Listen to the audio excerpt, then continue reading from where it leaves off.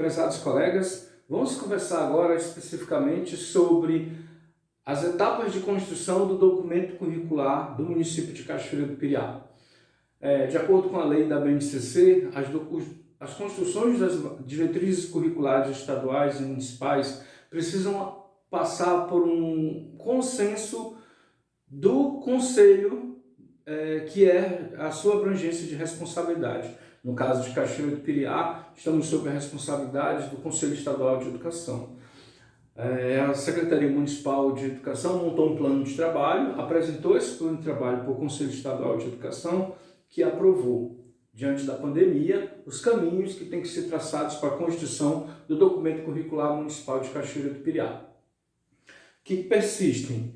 Primeiro, o próprio plano, que já foi submetido para o Conselho e teve o seu parecer favorável, seguido de uma audiência pública de informação, que também já ocorreu e foi organizada de forma online.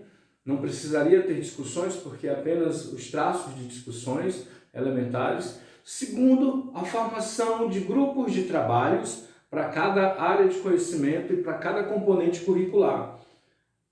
Essa é uma etapa que nós estamos exatamente focando na construção agora, que daqui a pouco eu vou dar uma aprimorada sobre essa terceira etapa.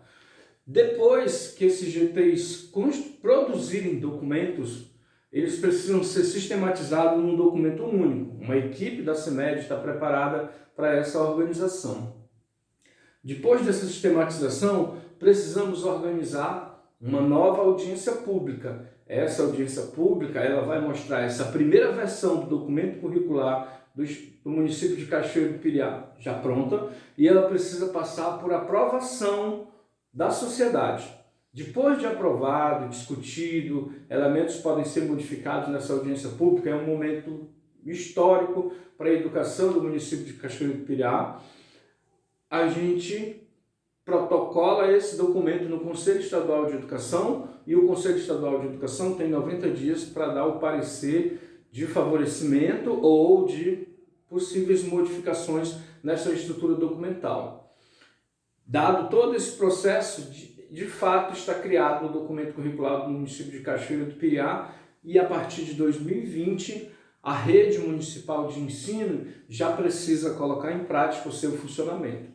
Só lembrando que no ano de 2020 os trabalhos ainda vão ser focados nas escolas, porque os projetos políticos pedagógicos precisam todos ser aperfeiçoados para acompanhar discussões que estão sendo focadas, estruturadas no documento curricular municipal. Legal. Vamos voltar nessas etapas e nos situarmos exatamente onde nós estamos, que é exatamente na terceira etapa da construção do documento curricular do Estado do município de Cachoeira do Piriá, que são as formações dos GTs, dos grupos de trabalho. Vamos se aprofundar e entender mais o que é esse GT, qual a finalidade, o que faz, quem são os envolvidos nesse processo. Tá legal? Vamos lá. Existem, na verdade, 3 atores sociais que compõem os grupos de trabalho que estão sendo formados nesse momento. Quais são eles? O articulador. O articulador é a pessoa de uma representação da CEMED, que tem sua função dentro da CEMED de acompanhar determinada modalidade de ensino ou determinada etapa de ensino. Por exemplo, a educação infantil, já temos a coordenadora de educação infantil, então automaticamente ela passa a ser a articuladora dentro do GT. Cabe a ela, como articuladora, a construção, arquitetar as equipes de trabalhos, tá? Para que ele seja funcional. E assim sucessivamente. Assim vale para etapa da educação fundamental, as modalidades que existem hoje dentro do nosso município, que nós temos 3, que são educação quilombola, educação de jovens e adultos e educação especial. Tá? Então tudo precisa ser estruturado. O papel do articulador é esse, tá? Acompanhar diretamente o funcionamento dos grupos, arquitetar a sua estrutura, mudar, dar apoio pedagógico para a sua funcionalidade, monitorar essas construções e fazer com que a gente realmente termine os trabalhos dos GTs em tempo hábil, para que a gente possa realmente dar continuidade com sucesso a essa construção do trabalho. Depois do articulador, nós temos o coordenador do GT. É aquele que se responsabiliza em articular o funcionamento do grupo. Qual é a função mais detalhada dele? Ele precisa mobilizar para que outros professores se integrem nesse grupo, e é ele também que fica responsável de marcar encontros virtuais ou presenciais para que seja discutido as habilidades que são elementos essenciais dessa construção. Qual é o foco nesse elemento? Como eu falei em outros vídeos explicativos, o foco é olhar as habilidades do documento curricular do Estado do Pará.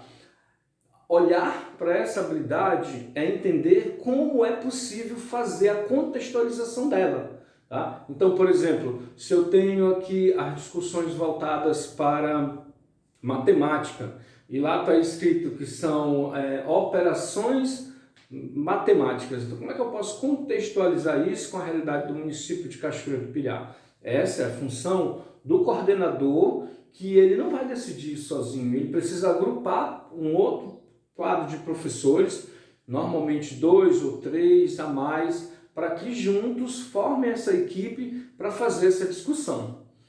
E é exatamente essa equipe formada, né, cabe ao coordenador fazer a escolha, né, pode comunicar com o articulador quem ele pode indicar, como é que pode funcionar essa estruturação, tá, para que haja esse intercâmbio com maior facilidade, maior favorecimento. E o coordenador tem a missão de, junto com o que a gente chama de redatores, fazer essa discussão, né? Sentar, trabalhar os elementos de constituição, discutir habilidade por habilidade da área de conhecimento que tem sua abrangência e, de uma certa forma, fazer essa contextualização. A equipe técnica da CEMED já preparou um documento que vai ser encaminhado para todos os coordenadores. Né? Por exemplo, o professor, o coordenador do GT de ensino religioso, ele vai receber especificamente um documento que demonstra todos os componentes e habilidades que estão descritos no documento do Estado do Pará, específicos só para o ensino religioso. Esse documento ele já está em formato do Word e ele já tem uma tabela, na tabela uma coluna em branco, que está escrito lá em cima, contextualização. Então, qual é a missão do coordenador? O coordenador é escolher redatores, formar grupo de discussão que pode ser online, pode ser presencial ou pode ser força-tarefa, distribuir tarefas. Olha, você faz do primeiro ano, você faz do segundo ano, você faz do terceiro ano, depois a gente senta para partilhar essa discussão. Mas é o momento em que, especificamente, cada habilidade que está na tabela do Word precisa ser contextualizada numa tabela que está em branco, que vai ser entregue para todos os coordenadores. Esse é um trabalho importantíssimo, é o que de fato vai trazer a contribuição para a construção do documento curricular do município de Cachoeira do Pilhá. Tá? Então, esses 3 atores sociais, articulador, coordenador de GT e redatores dos GTs, são essenciais, eles precisam trabalhar juntos, articulados, para fazer essa diferenciação. É importante destacar que os coordenadores, além dessa função de coordenar o grupo, de organizar e fazer ele funcionar, e fazer ele produzir, ele também tem a missão de tomadas de decisões, tá, que são estruturantes para a organização do TCC. Quais são as principais decisões que já foram tomadas? A definição das disciplinas que a gente chama disciplinas da diversidade. Para a rede municipal já foi decidido que redação e educação ambiental são disciplinas optativas e que elas vão estar presentes nas discussões do município. Tá?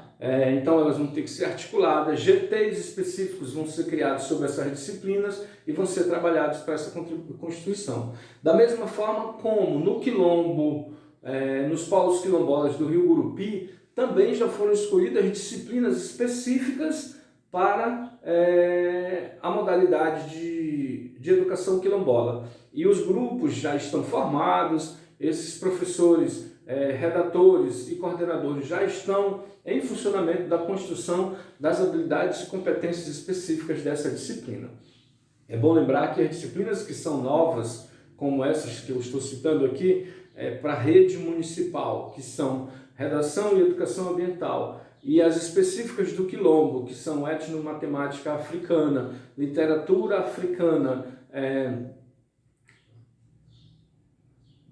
educação artística e cultural africana, tá? Elas todas precisam ser construídas do zero, porque elas não estão previstas, não estão no composto das diretrizes do documento curricular do Estado do Pará. Então a gente precisa de um esforço maior de acompanhamento nessa construção.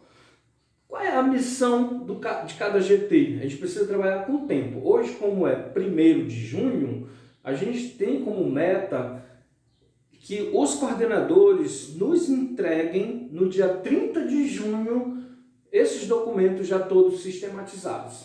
Tá? É importante a gente trabalhar com meta. Então, a partir de hoje, todos os coordenadores, no dia 30 de junho, já vão receber por e-mail, vão conversar diretamente com seus articuladores, como é que ele vai receber esse documento por e-mail, pelo WhatsApp, como ele achar melhor. Esse vai ser um diálogo que se estabelece entre os coordenadores e os articuladores, e ele vai receber esse documento e a partir daí o coordenador vai mobilizar a formação de grupos, que são os redatores, e vão começar a distribuir esse documento para que esses professores possam estar começando a trabalhar na constituição dessa contextualização dos documentos.